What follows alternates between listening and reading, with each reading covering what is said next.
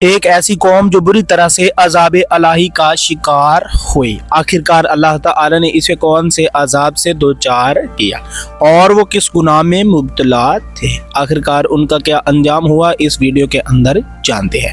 بسم اللہ الرحمن الرحیم۔ السلام علیکم ناظرین، یہ ویڈیو آپ کے لیے انتہائی اہم اور دلچسپ ہونے والی ہے، اس لیے ویڈیو کو آخر تک دیکھیے گا تاکہ آپ چھپے ڈھکے حقائق کے بارے میں جان سکیں۔ تو یہ کہانی ہے اصحاب ایکا کے بارے میں۔ آخرکار یہ اصحاب ایکا کون تھے؟ اللہ تعالی نے اصحاب ایکا کو بہت ہی دولت سے مالا مال کیا تھا، اور ان کی شاندار محل اور شاندار وسیع و غریض دولت تھی۔ ہر شخص بہت ہی امیر ترین تھا اور ہر طرح کی دولت سے مالا مال تھا۔ ہر شخص خود کو بادشاہ کی مانند سمجھتا تھا، اور حقیقت میں وہ ایک بادشاہ سے کم ہی نہیں تھا۔ نوکر چاکر اور ہر طرف ریل پیل، ان کے بازار انتہائی کھلے اور پختہ تھے، ہر طرف دکانیں اور کاروبار تھا۔ ان کی اتنی دولت تھی کہ وہ شاہانہ زندگی گزار رہے تھے، لیکن اللہ تعالی نے ان کے اندر ایک خامی ڈال دی، جس کی وجہ سے وہ تباہ و برباد ہو گئے اور عذاب کے سے دوچار ہوئے۔ وہ لوگ ذلت کمانے لگے کیونکہ وہ ناپ تول میں کمی کرنے لگے، اور اس کے علاوہ طرح طرح کے حربے کرنے لگے، جیسا کہ زنا، حرام خوری اور لوگوں کی حق تلفی ہر علاقے میں عام ہو گئی۔ جس کے ہاتھ میں دولت آتی تو وہ خود کو خدا اور بادشاہ سمجھنے لگتا۔ وہ یہ سوچتا کہ مجھ سے کوئی بھی کم نہیں ہے۔ وہ تمام لوگ غرور و تکبر میں مبتلا ہو گئے۔ اسی غرور و تکبر کی وجہ سے اللہ تعالی نے انہیں تباہ و برباد کر دیا۔ اللہ تعالی کو یہ غرور و تکبر پسند نہیں آیا۔ ان کو اللہ تعالی کے کئی نیک لوگوں نے سمجھایا، لیکن وہ ان حرکتوں سے باز نہیں آئے، اور اس نے کہا کہ ہم اپنی دولت آپ کے پیچھے کیوں گوا لیں؟ اگر ہم ناپ تول میں کمی کرتے ہیں تو ہمیں اس سے اچھا خاصا منافع ہوتا ہے، اور اگر ہم کسی کے ساتھ زیادتی کرتے ہیں اور ان کی دولت ہتھیا لیتے ہیں تو یہ بھی ہمارے کاروبار میں شامل ہے، کیونکہ ہمارا کاروبار دن دگنا رات چگنا ہو رہا ہے، لہذا وہ اپنی حرکتوں سے باز نہیں آئے۔ اللہ تعالی نے انتہائی حکمت کا رستہ اپنایا، اور جیسے کہ اللہ تعالی نے نمرود کی قوم اور اس کے علاوہ فرعون کی قوم کی اصلاح کی، اللہ تعالی نے اصحاب ایکا کے بارے میں بھی یہی فیصلہ کیا۔ اللہ تعالی چاہتا تھا کہ ان کی اصلاح کی جائے اور انہیں میری طرف واپس بلایا جائے، تاکہ یہ اپنے گناہوں سے استغفار کریں اور ناپ تول میں کمی سے بچے، اور ہر وقت کسی کے ساتھ عدل و انصاف کریں، اور نہ لوگوں کی دولت ہتھیائیں، اور نہ کہ جو کمزور لوگ ہیں ان پر ظلم و ستم کیا جائے۔ لہذا اللہ تعالی نے ان کی اصلاح کے لیے حضرت شعیب علیہ السلام کو بھیجا۔ جب حضرت شعیب علیہ السلام ان کی تربیت کر رہے تھے اور لوگوں کو سمجھا رہے تھے کہ یہ گناہ کبیرہ ہے، آپ ان چیزوں سے باز آ جائیں، لہذا اللہ تعالی کی طرف رجوع کریں اور تمام گناہوں سے مغفرت مانگیں، اور تمام گناہوں سے ہمیشہ ہمیشہ کے لیے توبہ کریں۔ لیکن ان پر کچھ بھی اثر نہ ہوا، اس کے بدلے میں کہ وہ توبہ کرتے اور اللہ تعالی کی طرف رجوع کرتے، انہوں نے حضرت شعیب علیہ السلام پر بھی ظلم و ستم شروع کر دیا۔ جب حضرت شعیب علیہ السلام پر ظلم و ستم ایک حد سے بڑھ گیا تو اللہ تعالی نے حضرت شعیب علیہ السلام کو کہا کہ آپ ان سے علیحدہ ہو جائیے، میں انہیں ان کی غلطیوں کا مزہ چکھا دیتا ہوں۔ لہذا حضرت شعیب علیہ السلام اور ان کے ماننے والے اللہ تعالی کے حکم سے علیحدہ ہو گئے۔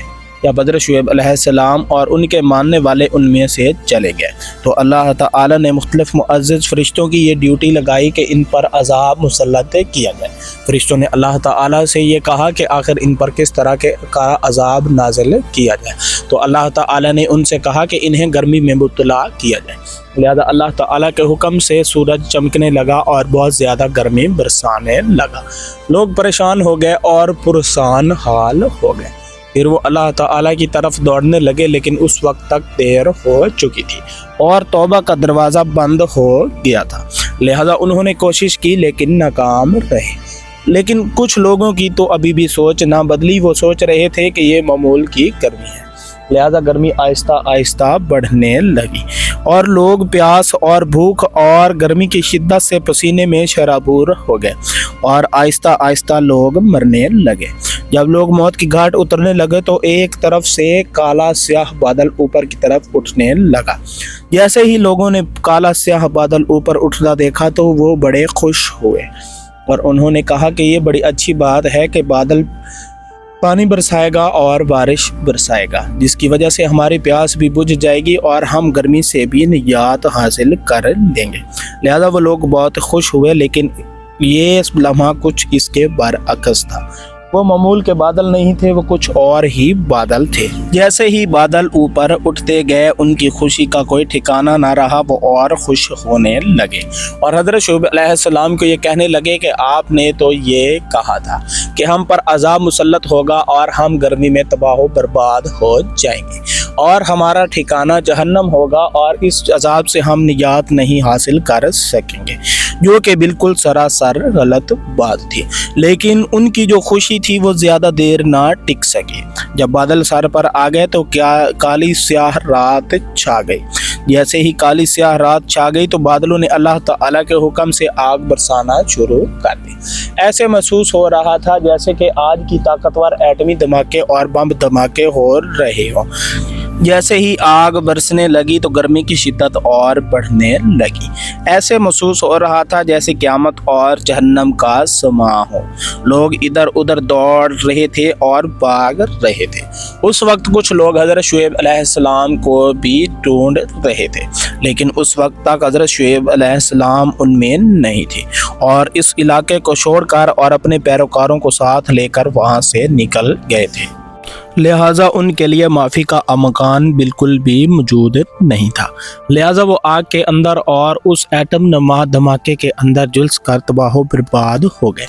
थोड़ी देर पहले जहां उनके बाजार और वसीओ गरीज तमीराती मंसूबे थे और लोगों की दौलत और ऐशो इशरत आम थी, और जिन दुकानों पर वो नाप तोल में कमी करते थे और अपने बिजनेस को बहुत ही कामयाब बिजनेस समझते थे, जिस इलाके में वो लोगों के साथ जिना और जबर करते थे और गरीबों की दौलत लूटते थे, वो तमाम लोग अल्लाह ताला के अजाब में मुब्तला हो गए और तबाह बर्बाद हो गए।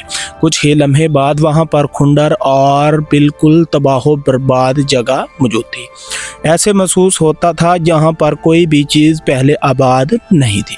वहाँ पर आज के दौर में भी बिल्कुल भी आबादी नहीं है, यहाँ तक कि वहाँ पर एक परिंदा और चींटी भी मिलने नहीं मिलती, क्योंकि वो जगह अल्लाह ताला के अजाब में मुब्तला थी और इतना शदीद किस्म का अजाब था कि आज भी अगर लोग वहाँ जाएं तो अल्लाह ताला से मग़फ़िरत की दुआ करते हैं और अल्लाह ताला से तौबा इस्तग़फ़ार करते हैं कि हमें इस अजाब से निजात फरमा और हमें किसी भी ऐसे अजाब से दो चार ना कर।